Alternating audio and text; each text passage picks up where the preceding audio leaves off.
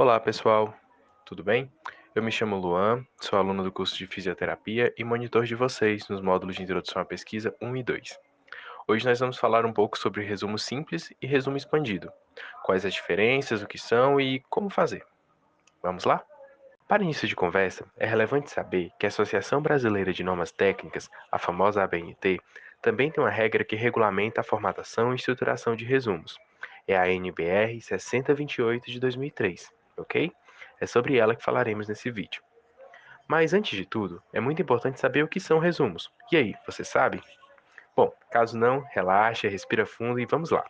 Resumos é a forma mais tranquila, mais simples de você introduzir o leitor ao que o seu artigo, seu livro, o seu trabalho acadêmico falará, certo? Nele é preciso ter uma breve introdução, objetivos, métodos, síntese dos principais resultados e discussões e uma breve conclusão. Tudo isso em um número muito curto de palavras. Nós veremos a seguir. Existem alguns tipos de resumos, por exemplo, críticos, indicativos, informativos, dentre outros. Falarei um pouco sobre cada um deles, mas não me atentarei. O objetivo desta aula é mostrar para vocês como fazer e formatar resumos simples ou expandidos, ok? Os resumos críticos são aqueles que, na maioria das vezes, são redigidos por especialistas. Também são conhecidos como resenhas, certo? Eles abordam uma análise mais crítica sobre determinados temas ou obra literária. Os resumos indicativos indicam pontos mais principais de determinados documentos e, por isso, precisam sempre consultar o artigo original. Eles não mostram um conteúdo mais aprofundado, apresentam, na maioria das vezes, tópicos, para chamar a atenção do leitor para o conteúdo do artigo. Os resumos informativos chamam a atenção que é o conteúdo principal da atividade de hoje.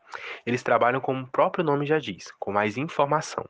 Ele informa ao leitor finalidades, metodologias, resultados e conclusões do documento, por exemplo, de tal forma que a pessoa possa, inclusive, dispensar a consulta do original. Mas calma, o resumo nunca substitui a obra. Em caso de dúvidas ou informações pertinentes que não tenham sido contempladas, é sempre muito importante voltar ao artigo original, certo? Na maioria das vezes, o resumo é apenas para introduzir o leitor, para chamar a atenção, para fazer com que ele se interesse pelo artigo, pelo conteúdo, pelo livro ou qualquer outro tipo de documento. Deve salientar-se, entretanto, que a NBR 6028 fala apenas dos resumos de textos acadêmicos, como teses, artigos, dissertações e monografias.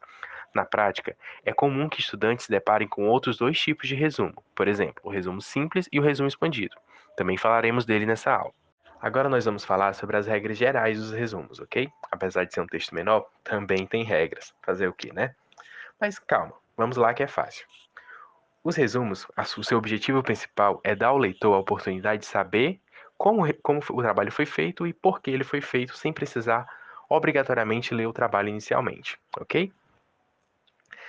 É muito importante frisar que o resumo ele deve ser estruturado de acordo com a ordem das seções do trabalho.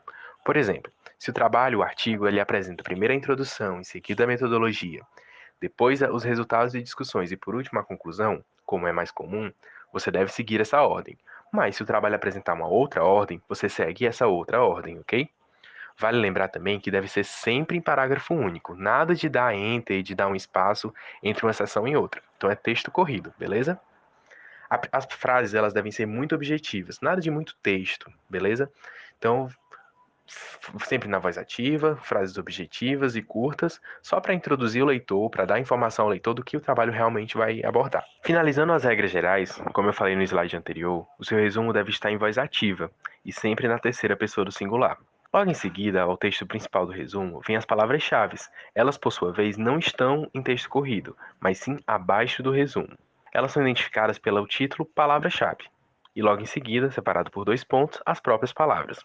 As palavras-chave são descritores, que facilitarão o processo de recuperação do seu resumo na internet ou em qualquer outro meio de busca. Eu vou deixar aqui embaixo um vídeo que a Dani preparou sobre como identificar e como fazer os seus descritores, de acordo com os descritores de ciências da saúde, beleza? Mas calma lá, tem coisas que não podem aparecer no seu resumo, beleza?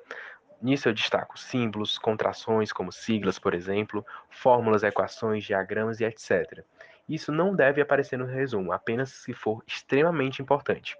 E nesses casos, devem sempre estar acompanhados do seu significado. Bom, a gente está quase chegando no final da aula, tá bom? Vamos falar agora sobre o tamanho do seu resumo. Ele deve ser escrito entre 150 e 500 palavras nos trabalhos acadêmicos em geral, o que é o caso da atividade de IP. Entre 100 e 250 palavras na maioria dos artigos de revista, periódicos científicos, beleza?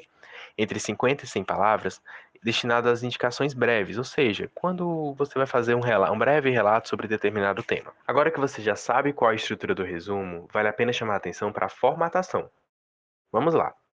O texto ele deve estar em tamanho 10 quando a fonte for Arial e 12 quando for Times New Roman, beleza? O título deve estar centralizado em caixa alta e em negrito, separado por um enter, iniciando o texto principal. Esse, por sua vez, junto com as palavras-chave, deve ser justificado e com espaçamento entre linhas de 1,5, beleza? As referências, quando solicitado, como eu falei no início do vídeo, nem sempre são necessárias. Elas devem estar na ABNT, de acordo com a ABNT NBR 6023 de 2018, ok? Beleza, agora que você já sabe o que são resumos, qual a sua estrutura e formatação necessária, vale a pena chamar a atenção para a diferença entre resumo simples e resumo expandido. Mas calma, é tranquilo. O resumo simples é um texto que não ultrapassa uma página. Ele destaca os assuntos principais do documento original. Já o resumo expandido é uma versão mais longa, que pode ter entre 4 e 5 páginas, contando com vários aspectos do conteúdo de origem. Ele pode sim trazer também outras informações da literatura, desde que citados no artigo original. Bom, pessoal, chegamos ao final da aula e agora eu vou mostrar para vocês um resumo geral do que a gente fez até aqui, do que a gente falou até aqui.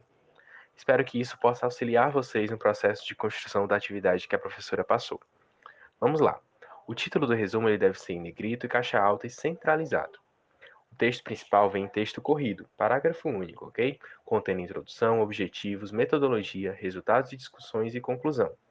Logo em seguida, separado por um enter, vêm as palavras-chave, separadas entre si por ponto, ok? Você também deve incluir as referências citadas no seu trabalho, logo abaixo das palavras-chave. Feito isso, é só salvar em Word e enviar no SIGA. Lembre-se de colocar o nome da equipe. Um abraço e até a próxima.